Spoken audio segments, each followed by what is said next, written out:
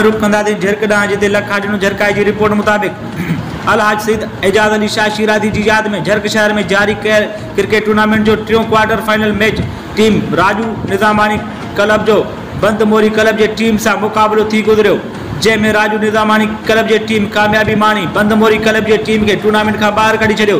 जॾहिं त राजू निज़ामानी टीम जी captain toss खटे पहिरियां बैटिंग कंदे 12 ओवरनि में 193 रन्सूं ठाहियूं, जंहिं जी जवाब में बंद मोरी क्लब जी टीम 12 ओवरनि में 143 स्कोर ठाहे सघी। क्वार्टर फाइनल जो टीम मैच में राजू निज़ामानी जे क्लब जी टीम कामयाबी पंहिंजे नाले करे सेमीफाइनल में पहुची वई, जंहिंमें राजू निज़ामानी क्लब जे रांदीगर मरी बहितरीन रांदि कंदे 49 रन्सूं ठाहे मैन ऑफ द मैच ऐं ट्रॉफी मेहमान ख़ासि लाला सरफराज खां वसूल कई। इन मौक़े ते मुक़ररीन चयो त हीउ मैच सैयद एजाज अली शाह शिराज़ी जी यादि में मुनक़द करायो वियो आहे। हिननि चयो त सैयद एजाज अली शाह शिराज़ी जूं अवामी ख़िदमतूं कॾहिं बि विसारे नथियूं सघजनि। हू दरवेश सिफ़त इंसान हो जेको असां खां कॾहिं बि विसरी नथो सघे।